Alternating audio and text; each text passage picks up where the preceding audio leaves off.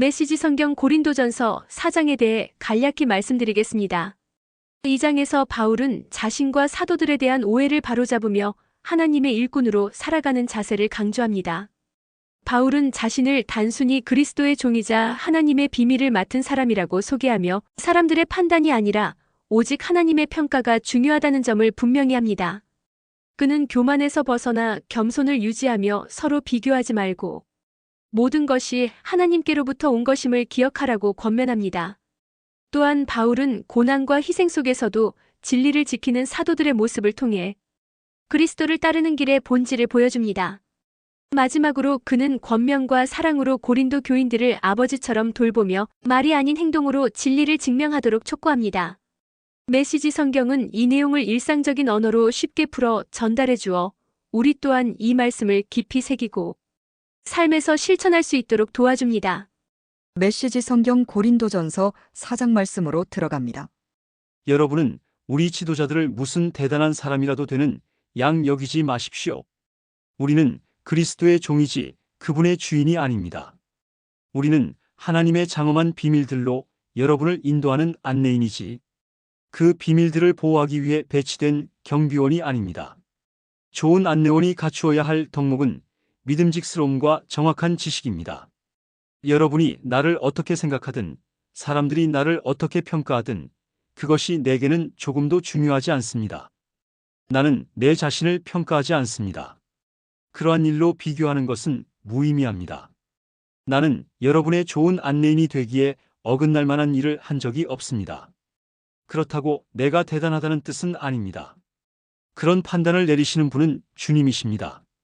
그러니 주님을 앞지르지 말고 모든 증거가 명백히 드러나기 전에는 섣불리 결론을 내리지 마십시오. 주님이 오시면 그분께서 우리가 생각지 못했던 모든 것, 우리 마음속의 동기와 의도, 그리고 기도를 환히 밝히시고 증거로 제시하실 것입니다. 그때에야 우리는 저마다 잘했다 말씀하시는 하나님의 칭찬을 듣게 될 것입니다. 친구 여러분, 내가 지금까지 이 모든 말씀을 아볼로와 나에게 적용해서 설명한 것은 여러분이 조심하는 법을 배워서 모든 사실을 알기도 전에 성급하게 판단하는 일이 없게 하려는 것입니다. 하나님의 관점으로 사태를 보는 것이 중요합니다. 나는 여러분이 별것도 아닌 소문을 근거로 평판을 부풀리거나 깎아내리는 모습을 보고 싶지 않습니다. 여러분을 정말로 아는 사람, 여러분의 마음을 아는 사람이 누구입니까? 설령 그런 사람이 있다고 해도 그들이 여러분 안에서 발견해낸 것 가운데 여러분 자신의 공로로 삼을 만한 것이 무엇입니까? 여러분이 지니고 있는 것과 여러분의 현재 모습은 모두 하나님께로부터 온 순전한 선물이 아닙니까? 그러니 비교하고 경쟁하는 것이 무슨 소용이 있겠습니까? 여러분은 이미 필요한 모든 것을 가졌습니다. 여러분이 감당할 수 있는 것보다 더 많은 것을 하나님에게서 받고 있습니다. 여러분은 아볼로나 나를 제쳐둔 채 세상 하나님이 지으신 세상 꼭대기에 앉아 있군요. 우리도 거기에서 여러분과 나란히 앉아봤으면 좋겠습니다. 내가 보기에 하나님께서는 메시지를 전하는 우리를 아무도 표를 사려고 하지 않는 극장의 무대에 올려놓으신 것 같습니다. 교통사고 현장을 구경하듯이 모든 사람이 우리를 둘러서서 빤히 쳐다보는 것 같습니다. 우리는 메시아 때문에 환경에 적응하지 못한 사람들입니다. 여러분은 자신이 있을지 모르나 우리는 약함과 불확실성 한가운데서 살아갑니다. 여러분은 남들에게 좋은 평판을 받을지 모르나 우리는 대부분 빙 둘러싸인 채 발길질을 당합니다.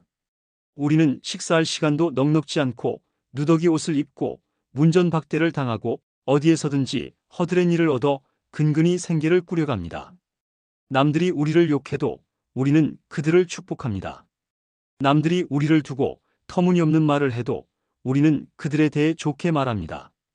우리는 부엌에 버려진 감자 껍질처럼 이 문화로부터 쓰레기 취급을 받습니다. 앞으로도 그보다 더 나은 대접을 받지 못할 것입니다. 나는 나무라듯 하는 이유처럼 여러분의 기분을 상하게 하려고 이 모든 글을 쓰고 있는 것이 아닙니다. 나는 자녀인 여러분에게 아버지 자격으로 이 글을 쓰고 있습니다.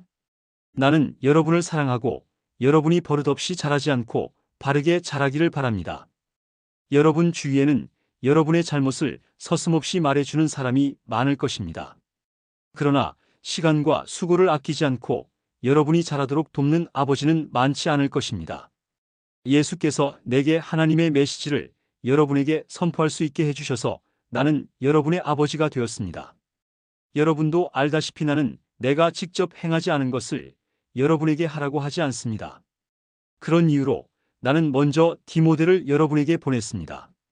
그는 나의 사랑하는 아들이며 주님께 신실한 사람입니다. 내가 그리스도의 방식과 관련해서 모든 교회에서 늘 제시하는 가르침을 그가 여러분에게 새로이 기억나게 해줄 것입니다.